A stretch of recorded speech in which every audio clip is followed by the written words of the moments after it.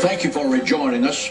For those of you who have just joined the telecast, I have on the set with me today Rabbi Daniel Lapin. He's truly one of the great Bible scholars of America.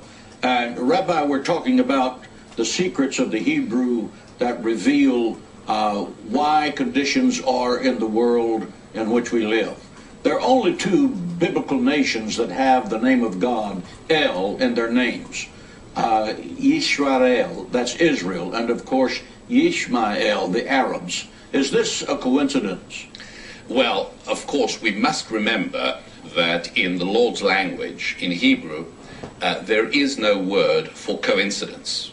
And the general rule is that if there is no word for a concept in the Hebrew language, then that concept doesn't exist. It's a false concept. There are two people, and this is what's so interesting. When God said to Hagar that she's going to have a son, God actually said what this child has to be named. He has to be named Ishmael. And when Jacob's name was changed from Jacob to Israel or Yisrael, that was also God speaking. So it's only two people who became nations, whose names were given to them by God himself, and whose names contain the word God, Ishmael and Israel. Those are the two nations. Now, it's kind of interesting because Israel means he will make God his master. That's literally what the word means. You can actually hear the middle part has the SR sound, Yisrael. The SR sound is the sound from which later on other languages developed the idea of master, like the word sir or sire, always an SR sound, or even the Russian Tsar, or even Caesar, always an SR sound coming from this Yisrael idea. He will make God his master. And that is, surely, is that not the essence of the Judeo-Christian tradition?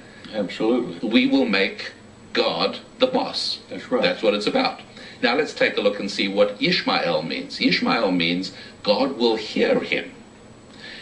Well, not surprisingly, Arabs pray, Muslims pray more than any other people. 5 times a day they pray, constantly, because part of their basic heritage that's locked into their name and into their identity is this idea that God will hear them. And it's a tremendous advantage they have, because we have to be on the right track for God to hear our prayers.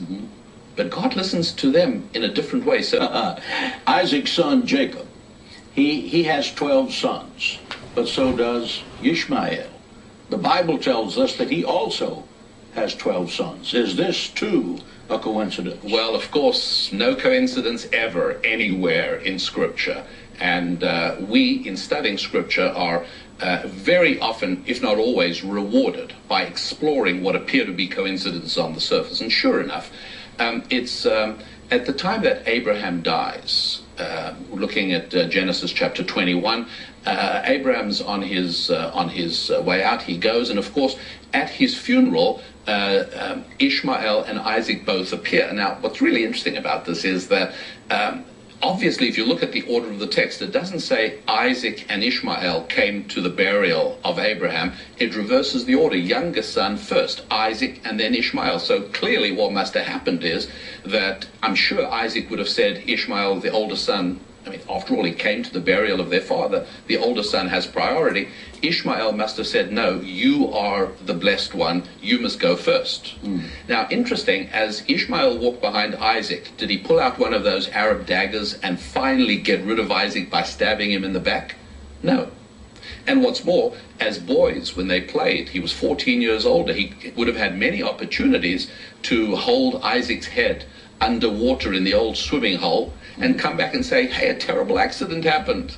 He never tried to kill Isaac. Well, as after we hear about the death of Abraham, we then hear about the death of Ishmael. And what we should hear is that Ishmael had 12 sons, just like Jacob had 12 sons, and the children of Abraham, Isaac, and Jacob become a great nation through their 12 sons, and the children of Ishmael are going to become a great nation through their 12 sons, and they're going to live and settle in the lands of Havilah and Shur, and then Ishmael dies.